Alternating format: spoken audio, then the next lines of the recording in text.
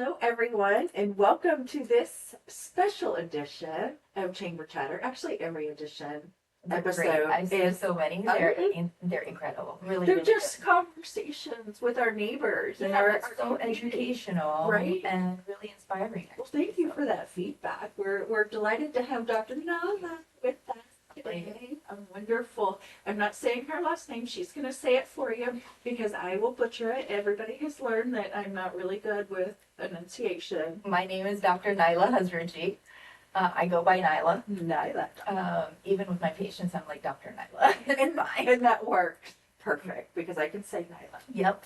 Well, this is a great episode of Chamber Chatter. We're coming to you from our Emery's Rock Realty studio, and I am delighted that you have made it back from your world travels. I saw you in November. That's right. And wanted to get you on the schedule because you are our neighbor. I am. Live here. I am a new Tampa Wesley Chapel resident, and I've been here for now almost 7-8 years. We're very excited to be in this part of Tampa. We love it here, and it's growing, and there's so much growth in business, and Isn't it a cool things to do. vibe?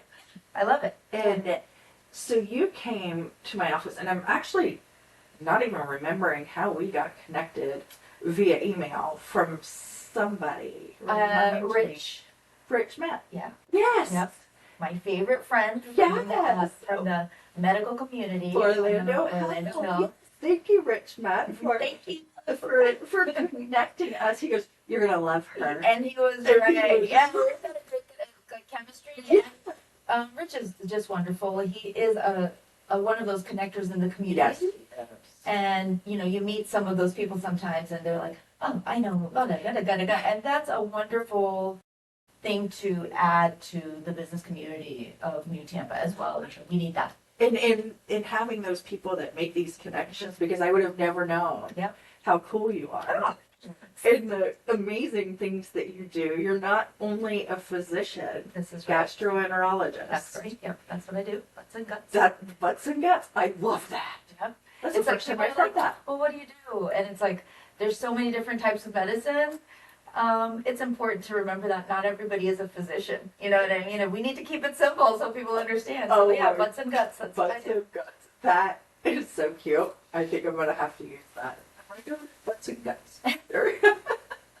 Because gastroenterologist is a It's a lot mouthful. of, Yeah. of syllables. So the really cool thing that you do Yeah. is you're an artist, filmmaker. I am that too. Yes. I'm a physician, which is kind of an academic, intensive, intellectual, and very serious job where we're working with people's lives and their health, and we have to provide the most evidence-based, scientific, best care to our patients. That's our job. And sometimes in that we might lose the creativity. No one wants to be creative with the other people's help.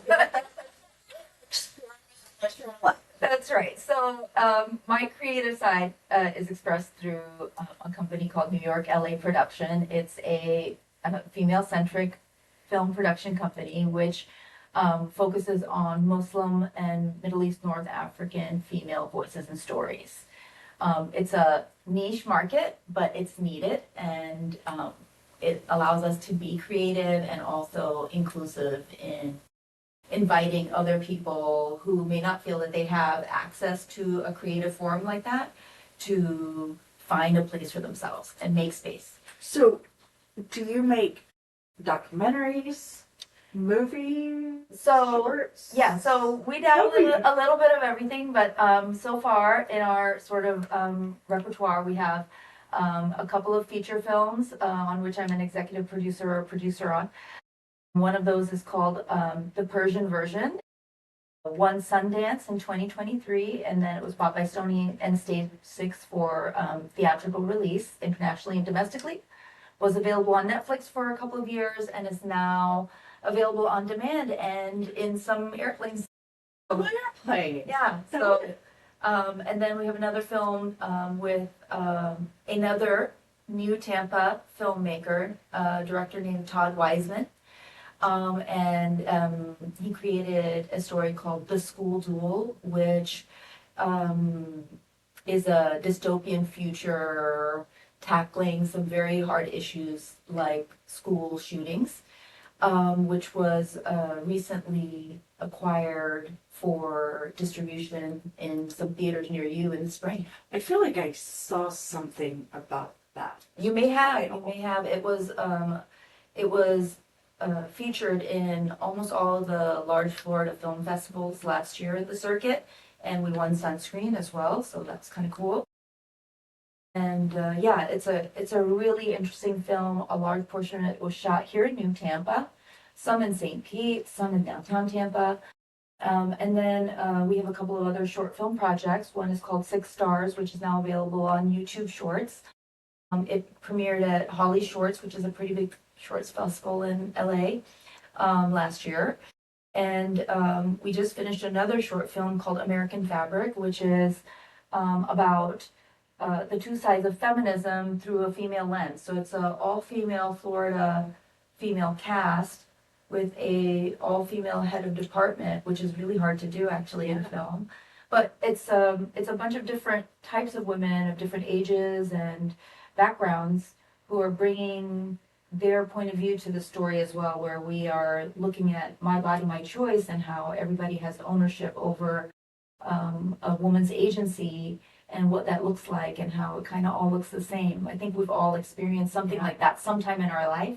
It's a very relatable short film. Is currently in the festival circuit. Oh, and the fact that you live right here, Mhm. you're raising your family right here, Yeah. and we have access to different parts of the world and Yeah. to learn and understand what else is in our community, the people who are in our community. Yeah, Florida is super diverse. I know that's not what the rest of the world thinks about I Florida, know. but if you just look around in Tampa itself, we've got so much diversity. And if you're interested in learning about a culture, there are so many cool things happening here, no matter what the culture is. Whether it's European cultures, whether it's South American cultures, African cultures, or Middle East, North African, and Muslim cultures. There's so many different types of people here, I know. and they're all really welcoming.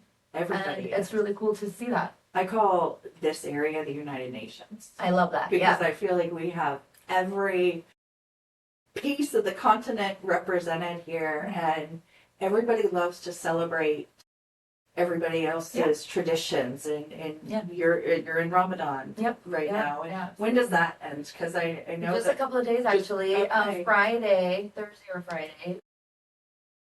See it tonight, but if we don't, it'll be on Friday. So it's very exciting. So it's like our Christmas, Yeah. right? I've learned all about Yeah, this. combined with like Easter in a way because we fast during the month. So 30 days of no eating, no drinking, water from sunrise to sunset. So kind of like a Lent-ish vibe. Yep. And then we end with a huge celebration of lots of parties, lots of food, lots of sort of giving thanks and spending time with family.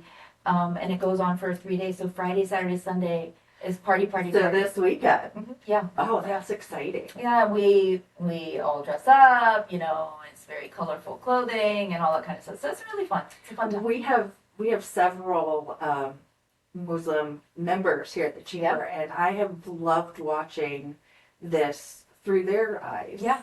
And seeing the traditions, and Sarah on my team has been sharing the cute stories of her son writing down his wish Love it. list and having the moon phases Yeah, that's and cool. stuff. So for me, it's been beautiful to watch. Yeah. And it's something I haven't had access to. Right. To learn, you can learn things on your own, but when you have people in your life that are doing it, You experience it you differently, experience right? it Yeah, differently. absolutely. And It's different than reading it in a book. or reading it watching in a on book, TV. because then I can go, how do you survive Yeah. eating from sunup to sundown? Well, it's You spend interesting. all night eating, so then you It's funny because everybody has their own way of doing it, but I don't know. It's really it's something that we grow up with culturally, so it becomes much easier for us. My son has been fasting. He's 12, so it's not like it's not mandatory for him, but he's been starting to try and do it. And he did about three-fourths of the month. We refuse to let him do it during like soccer practice. Oh yeah, like no, that. But, like, it's like a coming of age sort of a thing as well in our culture. So we're really proud of him, and he feels proud of himself. So these are moments of growth and sort of cultural tradition. Um, it's a difficult feeling sometimes though, when you're trying to juggle work and that. Interestingly, we have our fitness instructor. His name is Taylor Smith. He runs a small business called TMS Fitness, and he comes to your house to train you, which is super convenient. Check him out if you guys get a chance. He's also in the area, and he is not Muslim in any way. He says white as paper. He says white as paper. He, for the last few years since he's been working with us, fasts with us during Ramadan. Oh. And it's very motivational because otherwise my husband would not continue to work out. But if Taylor can do it, we can do it, Right. And he's like, yeah, I fasted too, but still got to work out, And it's a camaraderie thing, but it's also challenging for him. Sure. In a different way. Right. It's part of that interpersonal reflection, and so it's each person's journey. That's right. So for your son, he made it, certain days. Next year he'll make it more. That's right. He will just grow into that. Yeah, absolutely. And so, where did you grow up? So I'm actually Texan. I'm Okay. from Houston, Texas. It's the Lone Star State. Lone Star State, big state. But yeah, southern all the way. And then I moved to Pakistan for medical school, and then I spent about 5 or 6 years in the Midwest in Ohio. I did my residency in Cleveland Clinic, and then I did my fellowship at Wright State University, both in Ohio. Cold. Yes. And then we were really happy to move down to Florida, honestly. And so I think I've been at this same equator line for most of my life. Yeah. Karachi, Florida, Tampa, and Houston are all about the same area. Yes. This is my weather. Yeah. Mine too. Not today. It's a little chilly, right? Yes. That's Floridians for you. It's like 75 degrees, and it's like, oh my God, I think I need a heated blanket or something. This is not working for me. How did you get here to Tampa? So my husband was matching into residency when I was finishing my fellowship training or my specialty training. And he had two options. When you match into residency, it's not like you get to go where you want. It's a match process. So they match you, you match them, and if it's a hit, it's kind of like it's like swiping right and left. But for medicine and your career forever, right? So he had a couple of options. It was either Michigan or Tampa. And I was like, please, let it be Tampa, And it wasn't. So since that time, we've been here. And initially when we moved here, you're doing your training, and that doesn't mean that's where you're going to stay. But as we continue to live here, we have grown such a nice community. Our children are really happy here. We're really happy here. And we have great academic and medical communities as well. So once he was finishing residency 3 years later, we were like, well, no, I think we're going to stay. And since then, we've really been Floridians. And put down roots. Yeah, we bought our home here. I think we will probably stay in that home for maybe ever, and we're really happy here. Our children have so many friends in our neighborhoods. And because of the weather and where we are in our community, we have a very special and unique thing that I understand most people don't have anymore, which is that in our radius of houses, like our 7, 8 neighbors, 6 of them have children that are my son's age, and like they're always at our house. Right. I mean, we've got a soccer field outside, so they get to play, they ride their bikes, do all of the things that people feel that you don't have that to do in communities. Yeah. We've been really lucky like that. We don't ever have to tell our kids to get off their devices because they are outside playing and doing things with their friends. It's a wonderful place to be.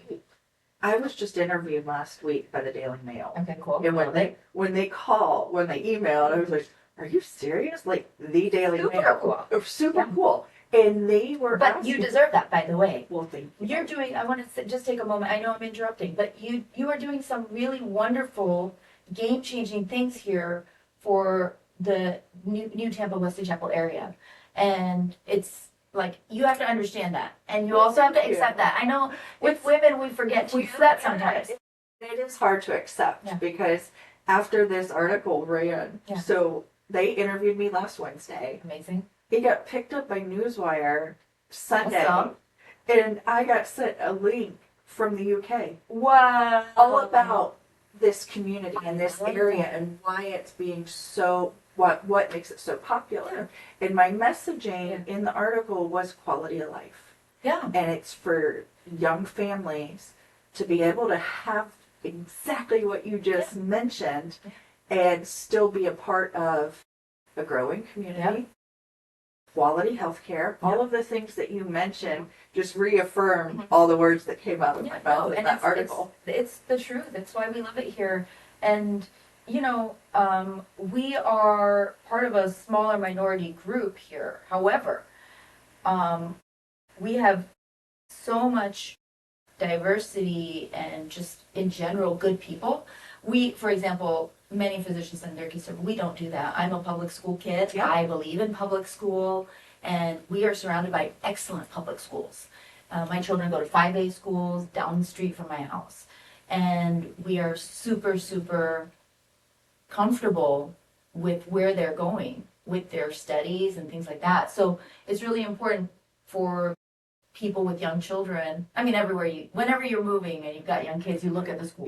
That's the first thing that you look at. Yeah, and we have great ones in the area. We're really, really lucky that we don't have to feel like, oh, maybe we have to supplement it. And take our kids all the way downtown Tampa, which goes back to the quality of life. Yep.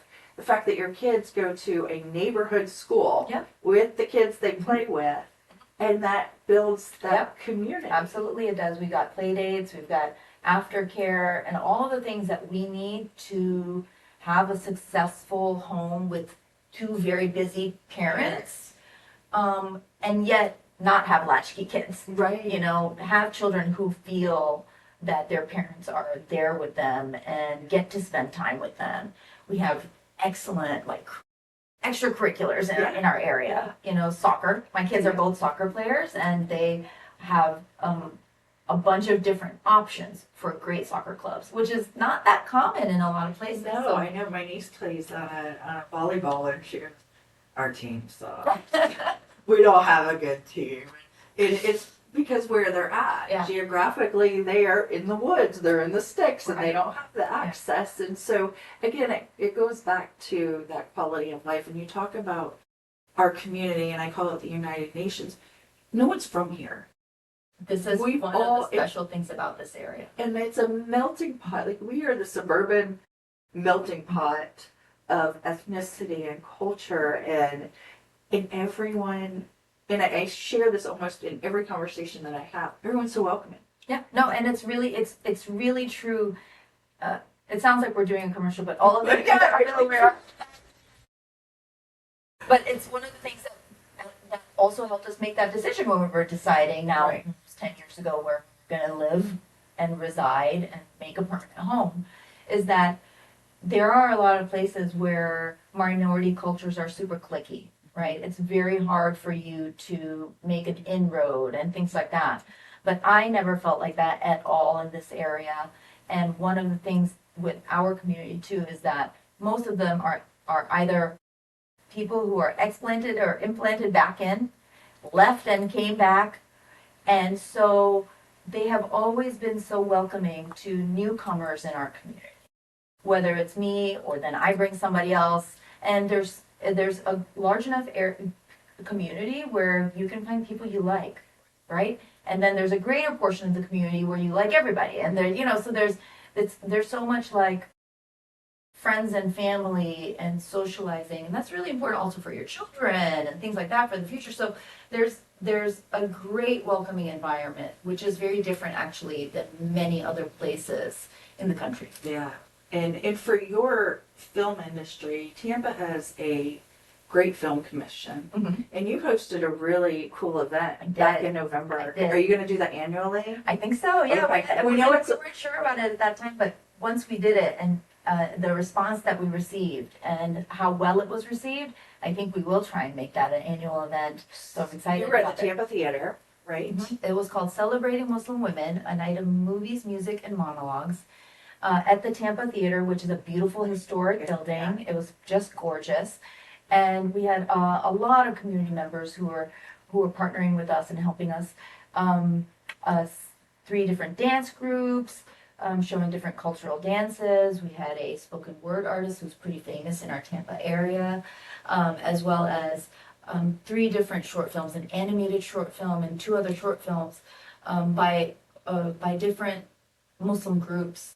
Not necessarily Muslim films, frankly, but these are Muslim artists, right? And so really it was a celebration of the artistry, but also with this cultural angle. We had about 450 people who came. It was very exciting, which is a huge turnout. That is for your first event. Yeah. As somebody who's put on events before, that's when they start walking through the door, you're like, oh, okay. Yeah, This for is, sure. We're good. Yeah, and we had an Eventbrite registration and things like that. So, and we were really well prepared. So the show went off beautifully, and I'm excited to do it again with different artists, and we have so many in our area, to sort of bring something new and different to the community. And it's exposure for your culture, sharing those traditions with the people who love different culture. Not all of us can travel. That's right. It's giving those people from my culture a voice and a space, but it's also inviting community discussion and camaraderie and creation of things together, because we're Muslim, but we're American. You know what I mean? And so it's not one or the other, frankly. You know, it's like, oh, first. It's like, no, actually both. And I love both parts of me. And I think women in general are multifaceted. We do so much. You do so much, right? You, if I start naming all the different things that you are, the labels that you own and carry with you, you carry them with you all the time, right? So I'm a mom. I'm a soccer mom. I'm a doctor. I'm a business owner. I am a creative. I am so many different things to different people and different aspects of my life. But the truth is, I don't want to be a filmmaker, but I'm a doctor. I love both of those parts of my life.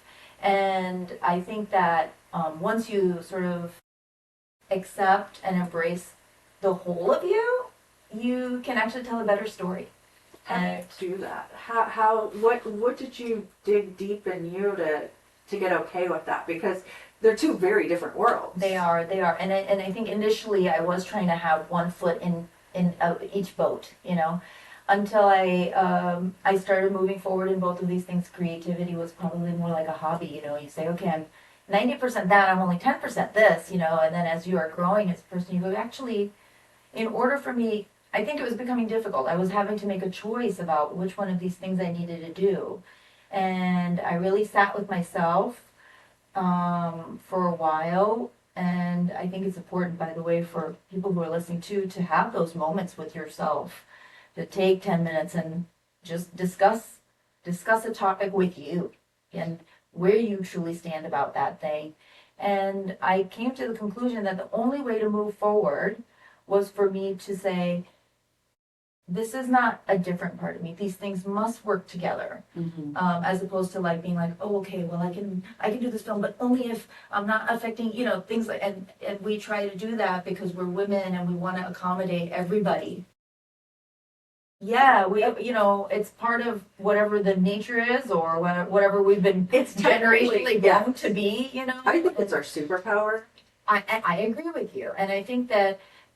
Once you stop trying to nickel and dime those different parts of yourself and say, actually, they're all important and they're always all present, then you can start to give more than 100%. Because otherwise you're trying to give like percent here, and you're like, percent which here, bucket do I take? And if you can, I find that if I can accept and embrace all of my parts at the same time, I actually have more to give, because once those lines are a little bit blurred, it becomes easier to sort of give a few extra percentages in all of the pots. It becomes more like a Venn diagram, right? As opposed to like a table of different things. And that's, I haven't thought of it in that way, but it becomes the whole person. Yeah. All I of agree. you. Yeah. And when I was growing up in chamber, one of my previous organizations was strictly business. The chamber was strictly business, Monday through Friday, 9 to 5. Right. You go home, don't integrate, Right. don't cross paths, just go. And it was hard. Yeah. And then when I moved here to Wesley Chapel, I brought that with me of, no, I can't be friends with our chamber members. I can't socialize with my staff. And all of a sudden one day I was like, this has got to stop. Yeah. I can't, this is my small community. Yeah. We're growing together. And so I kind of let those walls down. Yeah. And it was liberating. Absolutely. Because I was able to give more. Yeah. And then just thinking of all the pieces Yeah. of us. And so then thank you for that. No, that's really. I love Venn diagrams that we do. But Yeah. Especially memes. Venn diagrams are my favorite. oh my gosh. Yeah. I can have a whole podcast on memes. Yeah, no, absolutely. Very, Midnight to 4. I always say it. Not that I'm always up until 4, but I think I also am. I have a workaholic pathology. I'm one of those people. and Yeah, I do more. I like to do more, and I generally work. I'm also like the oldest daughter. So I've got an oldest daughter syndrome, where it's like you have to be the best. I do, and I have a critical level which I prefer to work on, which is like if I have one thing to do today, it's not that satisfying. I need to have like 4 things to juggle. I don't recommend it. Please. Otherwise, if you have ulcers, then you'll have to see. Yeah, exactly right. Well, there you go. I'll be available. But I enjoy that. That is probably my comfort zone, is a higher critical like space to work on, and so I do feel like I'm able to do a lot. And I know I don't want people to hear this and be like, dang it, I'm not doing enough. Right. That is not the point. Your job as a woman, I think, is to do what you can do. Do as much as you can do. And whether that is being a great domestic manager, Right. or working 3 jobs, or working 1 job, or whatever those things are, running a charity, or putting in a 1% of your time and those sort of things. I think it's always just about making sure that you're satisfied with what you're doing. Right. And what you're doing. And for me, that's a very like I have to do a lot. You have a high bar. I have You to have a do high it myself. threshold. Yeah. But I don't recommend it. People are like, oh, how do you do so much? And half the time I'm like, man, I gotta do more. I'm not doing enough. Oh my gosh. So certainly something that I have to work out. One of my challenges is learning how to be okay with doing less. Doing less. And keeping those sort of like little voices down about Like go to what you should sleep. be doing. Go to sleep. That. And also just in general being like, this is the moment you're in. You don't have to multitask all the time. I love multitasking, but it's also important to go, you know what? I'm just playing Legos with my kid right now, Right. Or whatever that moment Right. is, and Be be like, present. this is what I'm doing. That. And Yeah. there is a time and a place for multitasking. Yeah. But it's also, going back to being a mom, this 1 hour is dinner time. Yeah, absolutely. We're having dinner. Yeah. Or whatever it is. Yeah, and I love those moments too, and I think for me this year has been like part of that growth phase for me, where it's like you can do, you already have proven that you can do, and you will continue to do and do and do and do and do, and I love that. I'm gonna do until I die, Yeah. but also just stop and just enjoy the cuddle. You know what I mean? Or Because it whatever goes those things are. really, really fast. Yeah, no, my son is 12 now, and he's just pre-pubertal. He's like, Yeah. he's still a little boy right now, but not for long So at give me all. a hug. Oh yeah, Oh. I forced them to with me. I was like, I want you to know that I will force you to hug me forever. For the rest Okay, of if your you ever life. try not to hug me, it will be so embarrassing for you that you will wish you had just hugged me. Yeah, it would have been much easier to hug me in the car line, Yeah, I than know. for me to get out and chase you down the hallway Yeah. at middle school to hug you. Speaking from experience. Yeah, no, yeah, and they grow so fast, right? And I see all of those changes, and it's a beautiful thing to watch, Yeah. isn't it? To be so blessed to have children are growing in front of you. Yes, and we get to be a part of it. And I took my daughter to the gynecologist last weekend. I saw all these pregnant women in there, and I was thinking, oh my gosh, you go one day from sitting here about to give birth to your child, bringing your child Wow. here. And so it was kind of a Full moment, circle. of looking around the room going, what would I tell you ladies Yeah. sitting here about to give birth? And the only thing I could think of was, take it. Yeah. It will feel like a lifetime. Yeah. But then it will also feel like a second. That's true. It's crazy. It isn't is crazy. And I just have the one, so for me it's like, Yeah. oh, it went too fast. Oh, I want to it's rewind really- and do it yeah. again. Yeah. Maybe twice. Yeah. But- Well, it's funny because I think with women, you have these cycles of time, right? I don't want any more children. I'm happy with the two that I have. By the way, I'm 43 years old. It's past my Perfect. moment. Good. Okay? Well, that's okay. And I'm like, but they're 6 and 12 now, and I think like once you get to that point where my 6-year-old is, where he's like basically becoming fully independent, Self-sufficient. and he's losing that last bit of baby fat, things like that. You're like, oh, these are cute. And you have a 6-year gap too, so Yeah. you need to just make it through this year and No, it'll be fine. They're so wonderful. And certainly, my husband and I, we do so many things. We're very happy.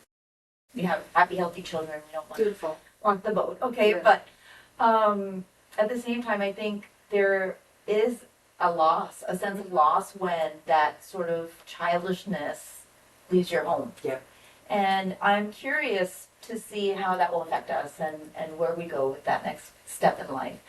Personally, I think it's going to be another opportunity because as my children are older and they become self-sufficient, I've always wanted to be someone who fosters children, and we have so much. We've been really, really blessed, so we would love to like give back to portions of the community where they don't have that. I mean, otherwise our house is really gonna be. It really, I empty. I You know. I've often thought about fostering, and I just don't think I can do it for one reason. You're gonna want to keep them all. Yeah. Yeah. And I know reunification is the goal. No, I don't think so. I think I would end up on the land with somebody else's kid because I just That's your baby now, yeah. It's mine now. No, you can't belong to me. I have some friends who have fostered older children, Mhm. like middle Yeah, school and high yeah. school children, and I think that there is a real need in that space too because those children they transition out of certain They parts of age the in system lives. and they find themselves in sort of nowhere land, and there is a great opportunity there for me, in my opinion, where you're not dealing with necessarily babies, but you are dealing with younger adults, and maybe somebody like me has more to offer a person in that age group, and you just have to find that. I think that would be something I would like to do, and then they're gonna go. Right. You know what I mean? Right. You're You're like, yes. you're like, Countdown I'm clock. trying my best to get them to a certain point. Right. That There's is so much, and that happens with actually a lot of charities and charitable organizations too. By the way, which offer education to underprivileged children. There is a lack actually of educational opportunities for children after, let's say, the end of middle school or elementary school, and then they find themselves reasonably educated for their socioeconomic status, but with nowhere to go with that.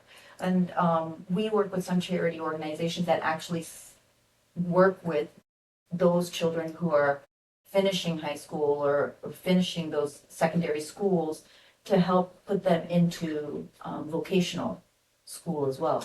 so that you're really making them not just have a high school education, but now become A pathway correct to or a career, right? career, yeah.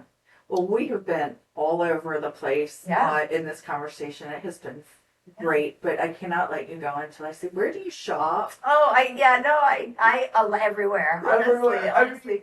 The gold and silver together. Thank I'm you. sitting over here, probably not paying attention. I'm analyzing her beautiful outfit and shoes, and I'm just like, I'm gonna have to ask you. Yeah, no. So I mean, this is a Banana Republic is Okay. probably one of my go-tos. I like solid. Yeah. good business wear, business casual. And with me, I love fashion. Fashion and style for me is a passion too, and a pleasure. And I have a kind of eclectic, like all of the rest of my parts of my life, is a East meets West philosophy to my clothing. I wear a hijab, but I wear it in a different way than most people. I love my Western clothes, but I love to mix some Eastern elements to that kind of thing. And you should see my closet. Oh my gosh. I would love to It's see your wild. closet. Yeah. Thanks for the Anytime. Yeah, no, so I try to mix and match things. And by the way, one of the things I do is if I find something which I think is super well fitted or it looks really nice, I'll buy it in like Every color. Yeah, I have started or that. and it's like, okay, well I can just do that. I know I'll go to, Right. So. You've learned what fits, and then the accessories is where I really struggle in my life. It's okay. It's not for everyone too. People tell me I love as you can see, I'm a big jewelry person, and it's where I express more Right. than maybe in my clothing, and earrings are another a bit for me. And it's not like people are like, oh, I'm like, would you? They're like, no. No, but it looks good on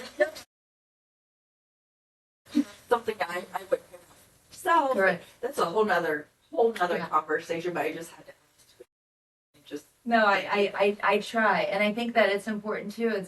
It's one of those things my mother-in-law has actually always told me is that she's more traditional old school. She's like, always get dressed, even if you're at home. She's a traditional housewife. She's like, I put on lipstick, I wear makeup, and I get dressed, and it's like, I think those things make a huge difference. absolutely.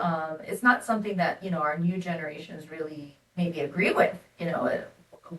It's a hoodie lifestyle. No, so I'm from Mississippi, and you do not go to the grocery store without full hair, makeup, and dressed. So I get that, Yeah. and I appreciate that, and I've taken that with throughout my career. It's funny because even as we're doing a podcast now, right? So it's like we are transitioning into the online spaces and social media marketing is very important, not only just for a marketing standpoint, but as a reputational standpoint. It's now the new business card. People do look to that to see whether you are legitimate or not. And even in those spaces, even when I get on a Zoom call, I get dressed. I don't know, it's bad habit or good habit, but it's certainly, it's a beautiful habit Yeah. because you take the time to Yeah. to dress you. Yeah. And many people will go, oh, well, it's like, but what if you did that too? Like, it's not me. Maybe it's not me, it's you. And it's just that time, and for me in the morning, I sit down, I'm getting ready, I have my coffee, I make my notes for Yep. the day. It's a time for me. Yeah. And self-care is another, it's about self-care, but self-care for a busy person is a multitask too, in my opinion. Well, yes. I will put on a sheet mask while I'm driving back from work, or whatever.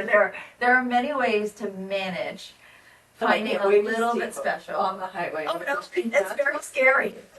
If I get stopped by cops, it's like, no, we're not wearing that anymore. That was so funny. That was so funny. Very good driver. Yeah. But yes, so it's you have to find those moments for yourself, so Well done. do that for yourself to your viewers out there, and come and visit North Tampa Bay. Here we're a lovely community, and we'd be happy to Welcome you in. Well, it has been great having you today, and this has been a wonderful story. I know it went longer than we normally go, but I knew that you and I were just gonna. We could you go. know, I'm sure we'll chit-chat. continue this. We'll over. continue this. All right. Thank you, everybody, and we'll see you soon.